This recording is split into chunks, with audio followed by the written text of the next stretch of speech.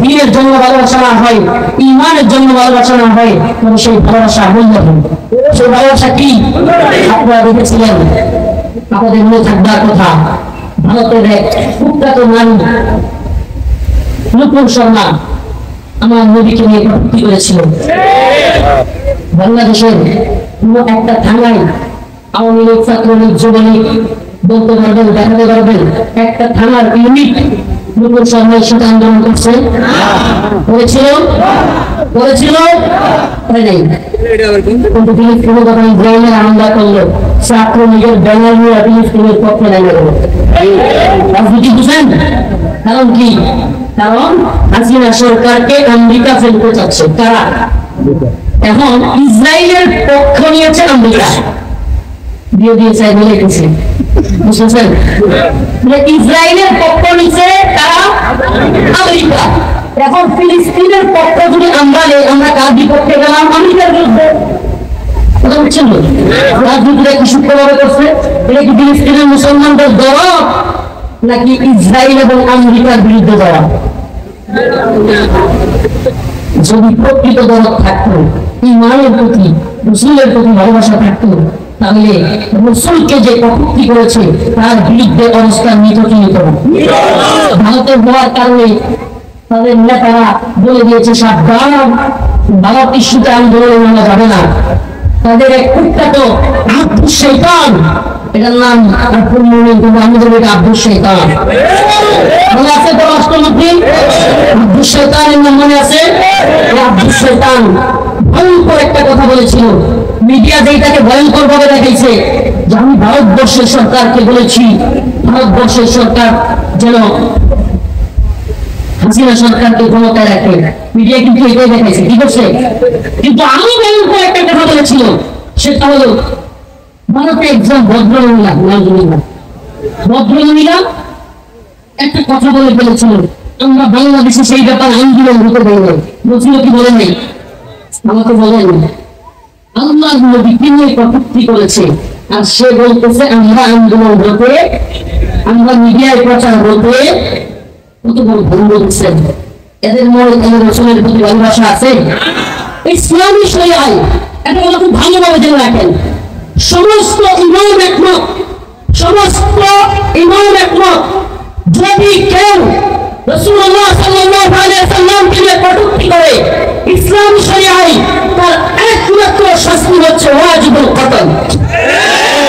মান সাব্বা নবিয়্যান ফাকতুলু, তার শাস্তি হলো কন্যা থেকে, ধর থেকে কন্যাকে আলাদা করে ফেলা। এটা ইসলামী শরিয়ার শাস্তি। এই ব্যাপারে সমস্ত ইমাম একমত। আমি তো মতামত আছে এই ব্যাপারে। যদি তওবা করেন, কোন কোন ইমাম বলেন তওবা করলেও তার তওবা কবুল করা হবে না। আল্লাহ পাক আখিরাতে তাকে তওবা কবুল করে ক্ষমা করে দিতে পারেন, এটা আল্লাহর ইচ্ছা, কিন্তু দুনিয়ায় তার তওবা কবুল করা হবে না। তাইলে আল্লাহর নবীকে কটূক্তি করেছে, এর চাইতে বড় ইস্যু কি হতে পারে?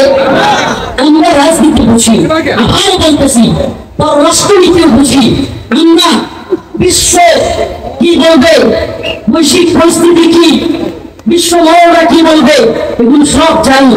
কিন্তু রাসূলকে নিয়ে কেউ কথা বললে, কটূক্তি করলে, তখন রাজনীতি, অর্থনীতি, বহির্বিশ্ব এগুলো টাকা দেখবার সময় আমাদের থাকে। রাসূলের ভালোবাসায় আজকে অনেকের খবরই নাই। আজকে শাহবাগের নাস্তিকদের পক্ষ নেওয়া সেই নাস্তিক প্রেমী মৌলবী পকে তার পেটের ধন্যবাদ পরিবর্তন মাসাউদ, এই ব্যক্তিটার পক্ষে মুখ পাওয়া যায়, আশ্চর্য লাগে।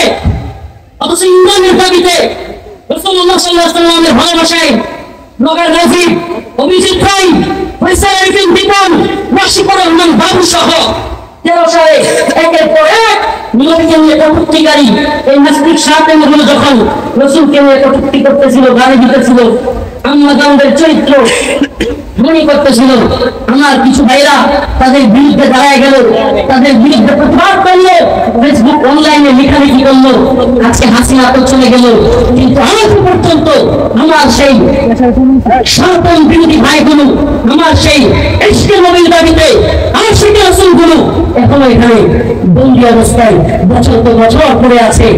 দেখলাম না একদিন, আজকে আপনি একজন সিনিয়র দলের এত বড় লিডার হয়ে আপনাদেরকে ভালোবাসি, পুরো কথাগুলো বলতে বাধ্য হচ্ছি। আজকে শাহবাগ প্রেমী ওই নাস্তিকদের পক্ষ অবলম্বনকারী এই প্রখ্যাত ফরিদউদ্দিন মাসউদের পক্ষ নেন।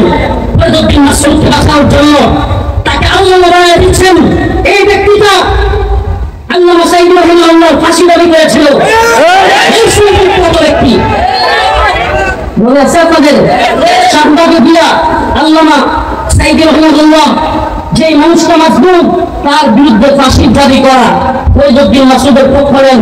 ফরিদউদ্দিন মাসউদের পক্ষ নিয়া তাদের পরিচয় দিয়া কেন দাঁড়া করবেন, তারপরে বলেন যারা ফরিদউদ্দিন মাসউদের বিরুদ্ধে তারা নাকি ইসলাম বিদ্বেষী। নাউজুবিল্লাহ।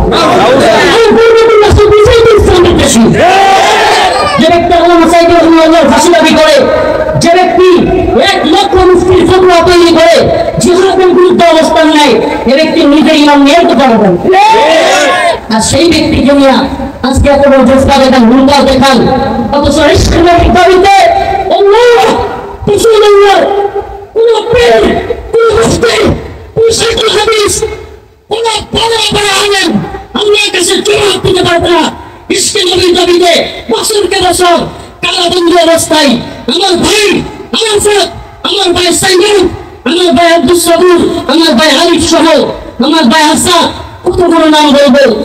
কারাগারে যখন ছিলাম বিভিন্ন সময় কোর্টে যেতাম, কোর্টের গাড়িতে ওই প্রিজন ভ্যানের মধ্যে দেখা হতো আল্লাহ এক একটা যেন জান্নাতি যুবক, এক একটা যেন জান্নাতি যুবক, উম্মার প্রতি তাদের ফিকির এক একটা দুইটা তিনটা করে বাসি লেগে আছে। অথচ এদের মনের ভিতরে উম্মার প্রতি যে দরদ দেখেছি, আনন্দের প্রতি যে ভালোবাসা দেখেছি, দেশ এবং দেশের অবস্থান নিয়ে ওদের ফাঁসি দিয়া যে চিন্তা রেখেছি, সেই ভাইগুলো কারাগারে পড়ে আছে। কোথায়? একদিন তো আপনাদের ইশকে নবীর দাবিতে হুঙ্কার দেখলাম। কষ্ট লাগে, আপনাদেরকে ভালোবাসো আল্লাহ, যে যেই পথে কাজ করতেছেন, যে দলেরই হন, আপনাদেরকে ভালোবাসি। আমরা বুঝেন না অনেকেই দল করেন, মনে করেন হুজুর এমন হয়ে দলের বিরুদ্ধে, আল্লাহি দলের পক্ষে বিপক্ষে অবস্থান নেওয়া আমাদের জন্য কাজ নয়।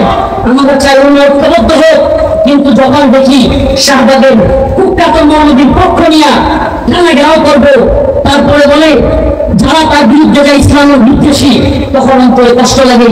আমি চাই এই জন প্রাথমিক এই প্রোগ্রাম থেকে আমার আওয়াজ হয়তো কারাগারেও যাচ্ছে, যেখানে দীর্ঘ 32 মাস কাটিয়ে দিয়েছিলাম, যদি যাই এই আওয়াজ ছড়ায় পড়ুক সবার অন্তরে। ইশকে নবীর দাবিতে আজকে আমাদের ভাইগুলো দীর্ঘদিন যাবৎ বন্দী, বহির্বিশ্বের ধ্বজাধারীরা ভারতের চাপে, বহির্বিশ্বের চাপে আমাদের দেশে যে সরকারে আসে এই ভাইগুলোর ফাইনের ব্যবস্থা করতে চায় না। আমাদের দাবি হলো এই ভাইগুলোকে দ্রুত মুক্তি দাও। আপনারা চান ইশকে নবীর দাবিতে আওয়াজ তুলো। ইশকে নবীর দাবিতে যারা কারাগারে আছে প্রত্যেকটা মুমিন ব্যক্তিকে আগের জামিন দিতে হবে।